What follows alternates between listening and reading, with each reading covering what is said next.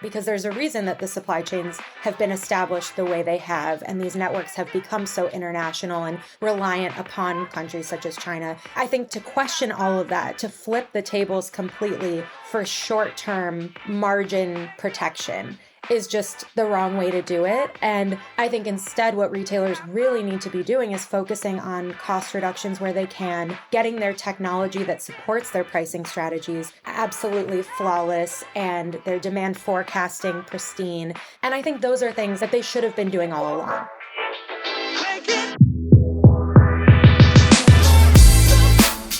Hello, everyone, and welcome back to Retail Remix. I've been thinking a lot lately about that quote from Lenin: there are decades where nothing happens, and there are weeks where decades happen. In the past few weeks, certainly, but also the past few months, it definitely feels like a decade's worth of stuff has happened.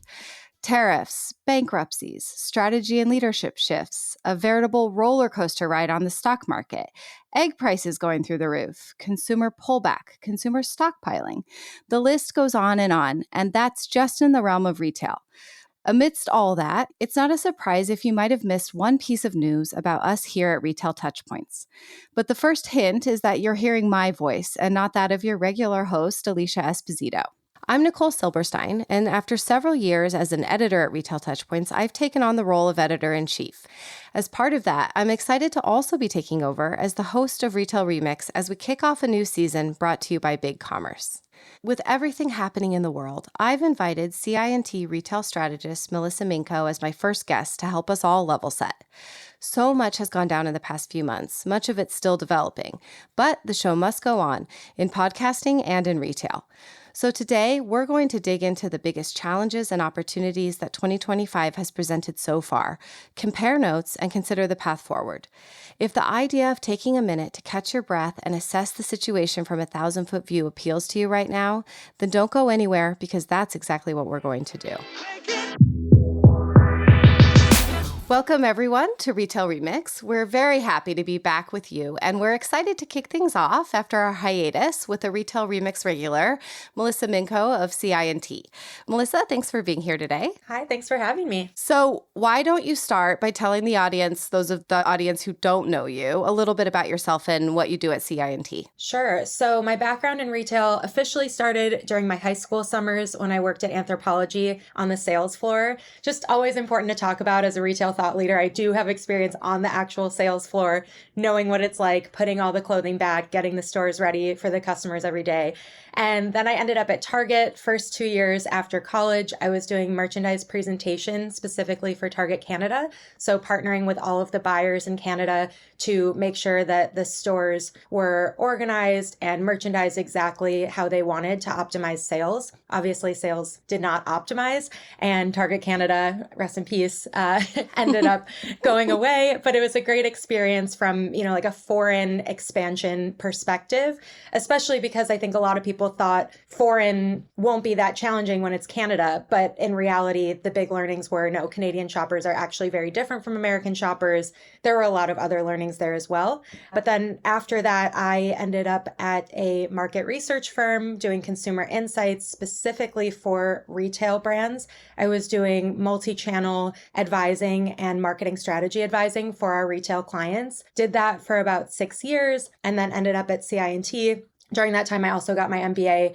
and focused on market research and consumer insights there. So it was all kind of overlapping and just getting closer and closer to the consumer and understanding what shoppers are looking for out of a best practice path to purchase. And at CI&T, I basically do the same thing, just in-house. So I'm responsible for all of our consumer insights, market research in the shopping space. And CI&T is a digital technology specialist. We do all of the highly technical back-end engineering projects to achieve unified commerce. So we do website and application redesigns, we do data modernization strategies, anything that's needed for a composable commerce architecture, and we also do customer experience optimization. So my consumer research informs our go-to-market offering and also just what we're talking to our clients about to make sure that their back-end technologies support best practice customer journeys in the retail space. My first job also was at a retailer at Gap. My favorite thing, and I didn't actually make any money because I ended up spending all my money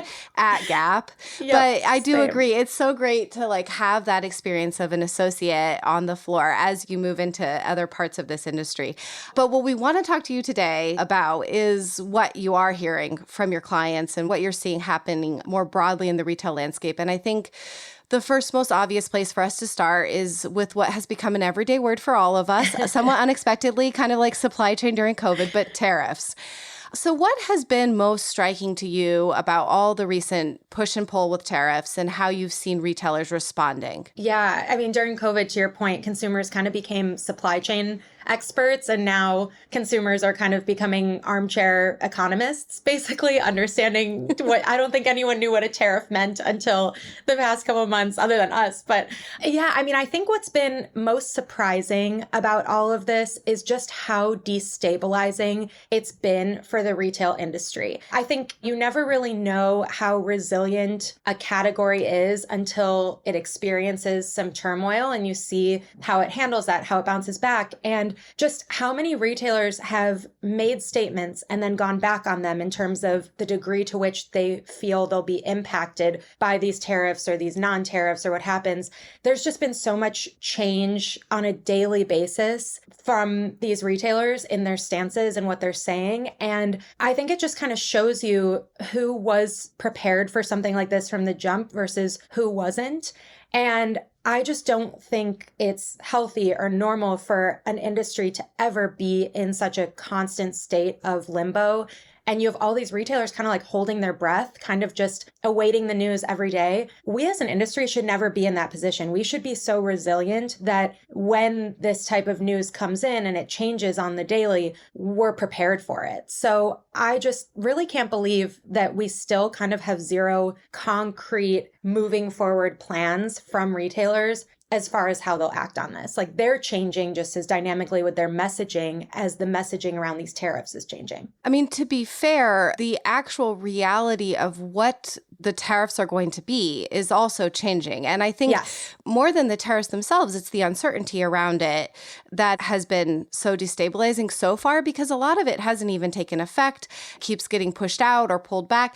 How do you think retailers could have prepared for something like this too, especially because some of it is so unpredictable? Yeah, that's a great point. And my advice or how they could have prepared is still how they can prepare now. I definitely don't think it's too late, but I do think retailers have been so far navigating this kind of all wrong, honestly. You hear a lot of retailers saying, in a reactive way, we're trying to overhaul our supply chains. We're trying to reevaluate. We're trying to revisit and see where we can bring it back domestically so that we're avoiding as much of these tariffs as possible. And I don't think that should be the response. I think that whatever ends up happening, because to your point, it changes every day, whatever ends up happening, where these tariffs end up sitting, changing the supply chain so dramatically is not an overnight occurrence. It's not something you can do even within the next 4 years. And to be honest, I don't see these tariffs lasting more than 4 years. And so to overhaul your whole supply chain for something so temporary that is not going to benefit your business in the long term, because there's a reason that the supply chains have been established the way they have, and these networks have become so international and reliant upon countries such as China. I think to question all of that, to flip the tables completely for short-term margin protection is just the wrong way to do it. And I think instead what retailers really need to be doing is focusing on cost reductions where they can, getting their technology that supports their pricing strategies absolutely flawless and their demand forecasting pristine. And I think those are things, so back to your original question, that they should have been doing all along. I think they probably felt previously that some of those priorities didn't have to be priorities because they were building out these supply chains and these extensive networks, and they were becoming really efficient in those ways, and they relied upon what they were achieving, and as a result didn't focus on data modernization as much as they could have, or they didn't focus on things like traceability with products. You know, RFID got introduced so long ago, and then it just kind of screeched to a halt. And this is a prime time for retailers to embrace RFID once again and to really be digitizing your supply chain and getting all that data collected so you can make real-time decisions. So how retailers should have been prepared for it in the past is how they should now mobilize to prepare for it. Instead of trying to completely disrupt and change their supply chain, just tighten everything else in the meantime so you become extremely resilient and you have all this data at your fingertips and you can make real-time decisions better, but you're not necessarily changing all your vendors. The other side of the equation too is how consumers are going to react, because retailers have been, to your point, some of them very vocal, changing their tune. It's very confusing moment, and you always kind of have your pulse on consumer sentiment, but so far this year, consumers have been kind of hard to pin down. So on the one hand, we hear doom and gloom reports like the consumers are going to start pulling back on their spending because of all the uncertainty and because of kind of the panic in the air. At the same time, we are seeing some retailers record really steady sales, even increases, which is then being attributed to consumers stockpiling. Can you help us try to ascertain what the reality really is on the ground and maybe what retailers should be looking out for as bellwether signs of where things are headed for the rest of the year? Yes, absolutely. Because I think this has been really confusing, is that a lot of people thought consumers were going to react almost as quickly, I guess, as retailers and right away pull back and stop spending. And the reality is, because these tariffs haven't taken full effect yet, consumers are hoarding. I think a lot of what we're seeing right now is so similar to COVID, actually, with, stocking up and just taking advantage where you can, when you can. I also don't think that's wise. I think the tariff surge pricing, or like these deep discounts that retailers have been offering to help consumers in the short term, while that's great, if they buy into less inventory now going forward because of tariffs, all they're going to do is end up with stockouts. So I think, again, what I've been disappointed in retailers with is just their very impulsive short-term reactions rather than taking a long-term stance. Whereas I actually think consumers have been a lot more long-term focused in this whole picture, stocking up, thinking, okay, I'm going to buy now, and then I'll pull back the reins in the next few months once I see the tariffs hit. So I think consumers and retailers, while it's been working for the economy the last couple months in the sense that, consumers are still spending, so retailers aren't being hard hit just yet, there's going to be a mismatch very soon where less product is going to be on the shelves and consumers are going to be pulling back. And so retailers are just going to be in this really difficult situation. When we deployed our connected retail survey at the end of January, we saw that 54% of consumers said that with the new US government coming in, they did feel that prices on most goods would go up. I bet you if we ran the survey now, which I think we're actually going to pretty soon, that would probably be like 100% of consumers would say that the prices on most goods would go up. And so I think, to your point, in terms of what's been confusing, consumers are still spending, but they're anticipating prices going up. It's just a lot of kind of hoarding mentality and kind of that spaving mindset for right now of spend money so that they can save later, get the deals where they can. They're taking more of a resilient approach than the retailers are to all of this. But I do think very soon we're going to see spending slow way, way, way down. And I think, that's kind of the perspective I've taken, is the market isn't going to slow down right away, but it is absolutely going to slow down. It's only a matter of time. Yeah.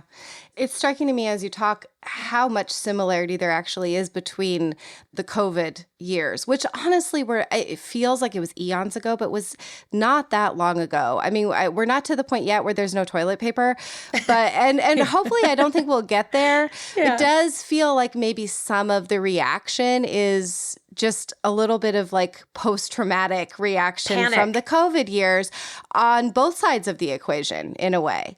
And I think maybe perhaps adding to that panic is the fact that so far this year, there has been a huge number of really high profile bankruptcies, big chains. It wasn't entirely unexpected. I know CoreSite this year in January put out their expectations, and they already had said in January that store closures were expected to increase markedly this year, up from 2024. They're predicting something like 15,000 stores closing on the whole, up from 7,000 in 2024. Even still, though, like full-on bankruptcies like we've seen with big names, Party City, Big Lots, Hudson's Bay, Joanne, Rite Aid, Forever 21. I'm definitely missing a few even there. They must be kind of a blow to morale. What's your take on how all of this is impacting retail leaders' mindset and their strategic outlook, or adding or fueling to the kind of ethos that's out there right now? Yeah, well, and your point about COVID is the perfect segue into this question because first and foremost, historical data isn't really accurate anymore when it comes to purchase patterns. This year is not going to be comparable to last year. We have such a different economic situation going on, which is also why I really harp on that data modernization and why it's so important to have your data in tip-top shape and have it cleaned and have it being organized in the right ways so that you can actually make real-time decisions and leverage other factors. Because I do think the most comparable example in our history is going to be COVID to what we're experiencing now. I also kind of think we could maybe look to Brexit a little bit and some of the fallout that happened overseas when there was kind of a delayed reaction of when Brexit was announced versus when it was actually enacted and the impact on the UK economy. As a result, I think there's some similarities to what's been happening here with that. But otherwise, with COVID, the reason I felt that was a perfect segue to this question about all the bankruptcies is, if you recall, there were a lot of bankruptcies and closures happening during peak COVID as well. That was kind of the last time, so it would have been, 4 years ago, where we saw some retailers folding, and it just felt really dramatic then too. These typically do just kind of happen in waves, and the reason for that is something is the final nail in the coffin. At that time, it was COVID. At this time, it's the tariffs. So I think for Party City, I wouldn't actually necessarily say it's the tariffs, but for some of the other ones, I know Hudson's Bay has literally said it's the tariffs. So I think that this builds off. Forever 21 has been dancing with bankruptcy for a long time. So this is kind of more a nail in the coffin moment where then when something massive happens like this that is so impactful, it's undeniable that you kind of just have to fold at that point. Like you already weren't in a prime position. And then when something so impactful hits, it's impossible to survive that. So I think that that's really, what's going on here. Forever 21 is the one I have the most difficult time with. Perhaps it's because I'm a millennial, but I try to, push my own biases aside. The reason I just struggle with it in terms of comprehension is because there are so many other brands doing what Forever 21 does and succeeding, right? So, they even had that kind of partnership with Shein for a bit because in a lot of ways there are similarities to Forever 21 that Shein has, and there were kind of natural synergies. And yet, Shein has been able to survive. It for a long time was the #1 downloaded retailer app. Forever 21 just hasn't been able to stay relevant in the way its competitors that are such direct competitors has been able to. And I think that's challenging for me to wrap my head around because I don't see any real differences between how it operates versus how its competitors that are surviving, like Shein, like Addicted, are doing. So, I can point to certain explanations. Their stores were a total mess, but... Isn't that perhaps an explanation in itself, though? Other companies are doing the same thing better, and there just maybe wasn't a need for them anymore. With all of these, they were also another one who pointed specifically to tariffs, but also to like Temu and Shein, these like Chinese direct startups as the reason behind the final nail in the coffin. And also to your point too, you could see this coming with a lot of these companies. Many of them, including Forever 21, had already been through bankruptcy. Right, exactly. So, it wasn't, I think the brands themselves that have folded are not particularly a surprise. And I think in many cases, it's not necessarily a blow to the system because to your point, like in the case of Forever 21 with Rite Aid, there are other chains also serving the same category and doing it well. The one exception that a colleague pointed out to me is Party City. There's not really a direct competitor doing what Party City was doing.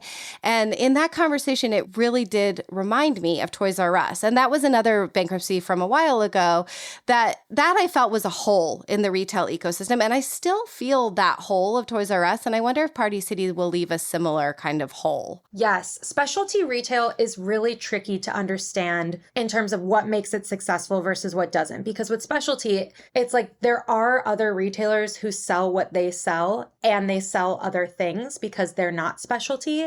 And so it's just kind of like you think of Bed Bath & Beyond, for example. It's tough because Party City has so many competitors, and yet to your point, they have none at all. Like, you could technically consider Etsy a competitor in some ways of Party City. You can certainly consider Target a competitor, Walmart a competitor. Amazon, dollar stores. I mean, technically, there's so many competitors. And then also to your point, there's going to be a hole there that no one can really fill. So because with specialty, there's both breadth and depth. And the convenience of Party City too just doesn't really exist with other retailers. So yeah, I don't know. And then Big Lots is a little bit of a puzzler to me as well, just because I know dollar stores overall have been struggling, but in the moment we're on the precipice of, from a retail perspective, I would think dollar stores will start to do well again, like discount in general. So Big Lots, right place, wrong time type of thing. Like I think if they just could have held on a little bit longer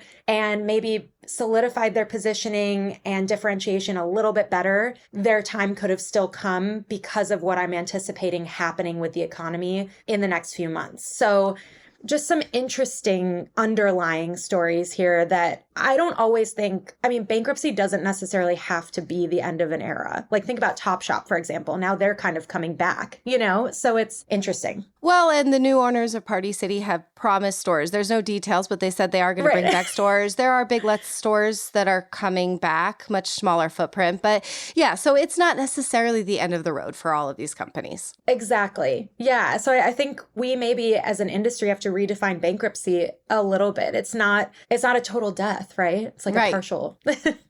Well, despite all of these headwinds, a lot of really exciting and interesting things are also happening this year. And we are going to talk about all of that next, right after a quick message from our sponsor.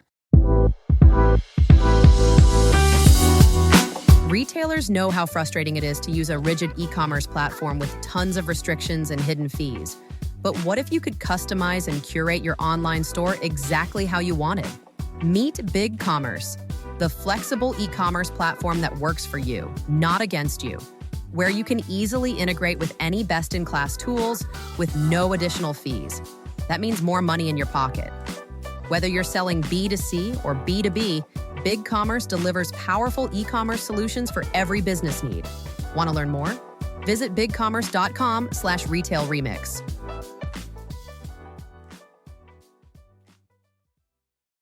Okay, I don't only want to talk about negative stuff. So let's turn our attention to some of the more positive retail happenings so far this year. What have you found particularly exciting or interesting? Experiential. I know we always talk about experiential. It's been, up and down throughout my time in the retail industry, but I'm seeing some really cool store openings. I'm going to butcher the name, but Printemps, like that store that just opened, went and visited that a couple weeks ago. Very cool. Saw the Skims store here in New York. I've been in New York for the last 2 months, and the lines, I know everybody talks about that from a cultural perspective, but it does really just show you that if you create a brick and mortar environment that is in demand and interesting, consumers will absolutely show up. There is interest and intrigue for shoppers to be in person. Actually, this is retail adjacent, but I always look at, QSR, food and beverage, and hospitality, a lot of other categories too, because there's just so much borrowing in retail and learning that can be done. And I went to this place called 12 Matcha last week. It was a 30-minute line right at opening. And they do so many things. They hired, I think it's the pastry chef from Noma to do their desserts, and they use charcoal to purify their water before they use it in their matcha. It's this whole artisanal experience, and the lines are not only out the door, but way down the street. And as I was walking over there, the line for Kith was way down the street as well. They were doing some sort of collaboration. So I'm excited about the future of in-person retail, just because I actually think, ironically, what retailers can do with digital has enabled not only a heightened demand again to be in person and be in brick and mortar, but also enabled more capabilities in physical stores to accommodate your consumer, to cater to them, to provide a really cool omni-channel path to purchase and levels of engagement that just didn't exist before. Yeah, I agree with you. The Printemps store is very much a highlight for me too. We are, I'm sure, butchering the name, but we're doing good though, because the one thing I do know is you do not really pronounce the P or the S. Good, so okay. like you don't say it like, it's not Printemps. Yeah. So we're getting close, like Getting as close close. as maybe Americans can. But that store really is a breath of fresh air. Yeah, it's a luxury department store, but it's in the financial district. That's an unexpected location. It is very welcoming. The price points might be too high. They were definitely too high for me, but For me, yeah. everybody is still welcome there. And I think that's because they've incorporated hospitality into every area of the store. There's a cafe on the ground floor. There's a champagne bar and a restaurant on the second floor. There's a full service high-end restaurant next door. And I actually did get the chance to speak to their chief experience officer. And she talked to me a little bit about this idea that the store, because that store is a very historic legacy chain, one of the first department stores in France, but almost nobody in the US is familiar with it. And they really view their role as kind of like an ambassador of France and French culture. The whole concept of the design of the store is a French apartment in New York City. It's definitely a must visit for me. Speaking of other bright spots, though, on the digital side, I would also add that I think the resale sector, the online resale sector, has been a real bright spot. And they obviously have a number of opportunities in this current economic situation. I've heard a number of them kind of touting their domestic supply chain. They, of course, have value proposition just kind of baked into their model. And I've been having a lot of fun seeing some of those platforms really kind of double down on those opportunities in the midst of this. eBay in particular is really making a play to be known as a place to come for fashion of all levels. So like high-end fashion, but also just like on-trend fashions.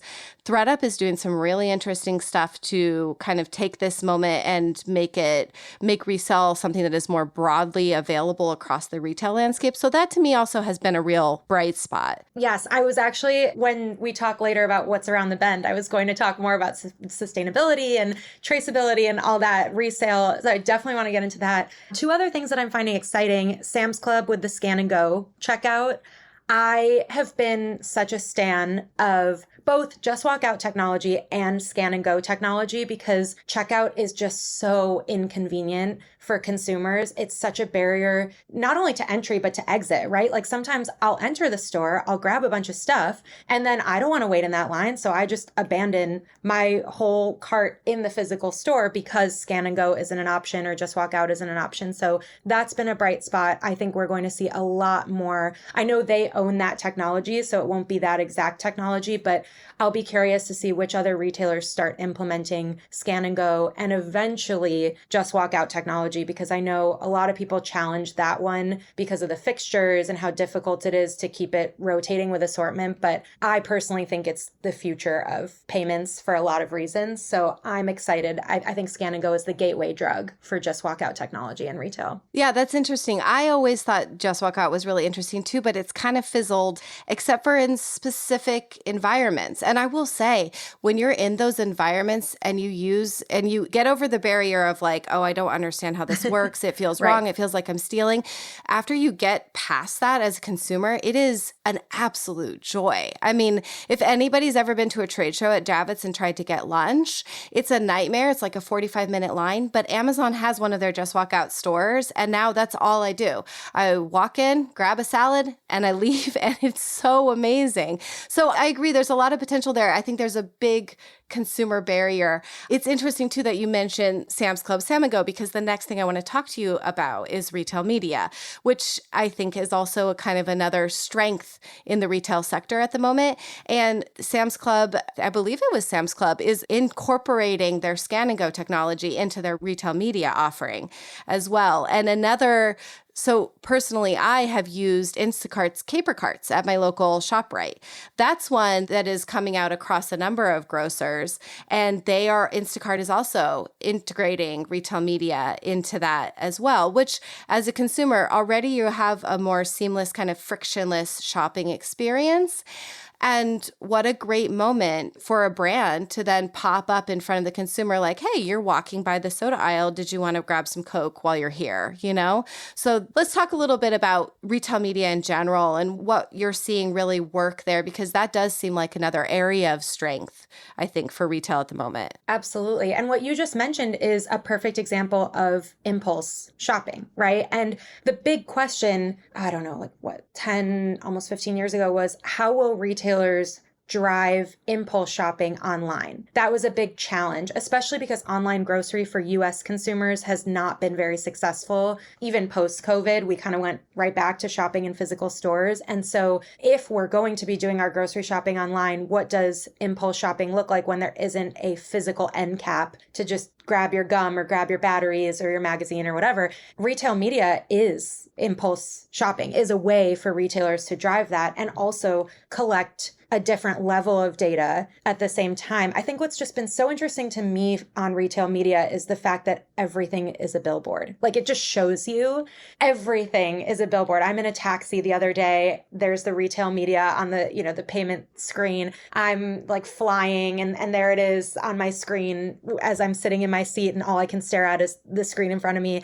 I mean, it's everywhere, and it just shows you how much space brands have to broadcast what they offer. Yeah, it almost kind of makes you wonder why we weren't doing this sooner, because all of these spaces already existed, or many of them, at least, not the smart carts per se, but the end cap, the screen on the plane for sure. Exactly. That's another really interesting area of this, is kind of the broadening of retail media into more of commerce media, where we're encompassing not necessarily brands that are direct retailers, but they're adjacent to the retail landscape. So payment providers, travel platforms, people like Uber, people like United, Travelocity. I mean, there's so much exciting innovation that's happening there. And then with these payment providers launching their own networks, integrating that with what retailers are doing. So PayPal, and it's a really interesting, the way that it's evolving and kind of broadening both in consumer touchpoints and in players, I think is really interesting right now. It's also, I know I keep talking about data modernization, but it also, again, begs the need for having the perfect, if you will, data strategy, because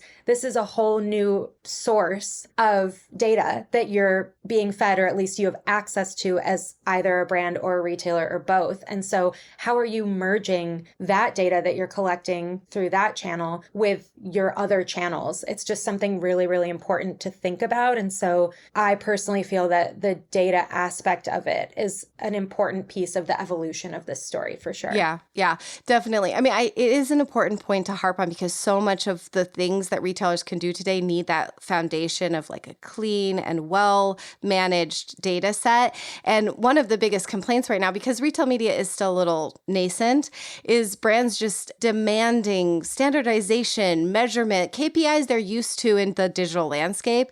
And so you're absolutely right. You can't deliver well on a retail media offering without that very solid data layer as the foundation. Absolutely. This also, I'm not going to say the store name again, just in case I butchered it in the first place, but thinking about, you mentioned the hospitality component, people dining at that store. And it just makes me think too, I'll be very curious to see what their conversion data looks like as we talk about KPIs, because that price point is not in the cards at this point. But would I go there for lunch? Absolutely. And I would love to. And I think the experience would be amazing. So what does that data look like? How are they either separating or merging that with data from the shoppers who are purchasing goods there rather than having some caviar one day to treat themselves? I just think there's some interesting pieces there too. And it connects back to this idea of retail media and just retail touch points, where are all your touch points as a retailer and how are you bringing them all together? Yeah. And how are you valuing them too? Because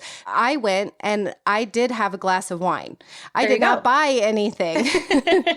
Exactly. But I still spent a little bit of money there. So yeah, exactly. You're still a target customer, just a different side of the target customer. So it's just, you better believe too, next time, if I'm in the market for a $10,000 handbag, that is where I'm going to go to get it. Because I'm going to want that experience if I'm going to spend that money as well. Exactly. All right. So we'd be remiss if we didn't touch on AI before I let you go, which along with tariffs, has become almost like a daily part of every conversation. What have been the most important developments that you've seen so far in this AI conversation? Yeah, so I kind of compare it to the metaverse in some ways because these were the two big buzzwords and ideas that retailers just got so excited about and tried to activate on immediately. For me, what's exciting and interesting about AI that was never exciting about the metaverse is it's very tangible in terms of how retailers can and actually have been in the past already leveraging AI to get closer to their customers, to provide more personalized experiences, to optimize their usage of data. I just think it's a much more realistic buzzword of a topic for retailers. Like we know generative AI, for example, is already being integrated into many search experiences for retailers, or retailers are now starting to think about how they can merchandise their websites according to how consumers are already organically discovering them when they're using something like ChatGPT to do their research of, I want to find a bunch of festival looks, where can I go? Something like that.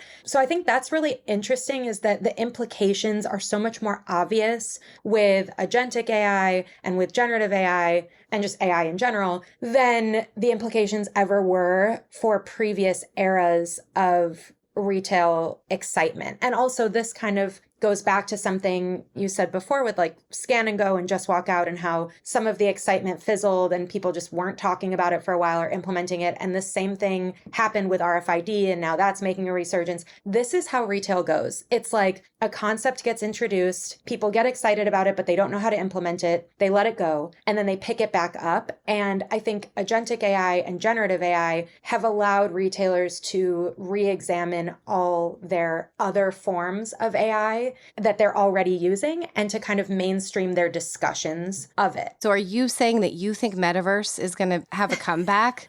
Because that one was one for me. I was fine for that to kind of fizzle. So I was totally fine for it to fizzle. But that being said, I actually just saw, I can't even remember, it may have been you guys published an article about Roblox the other day and how was...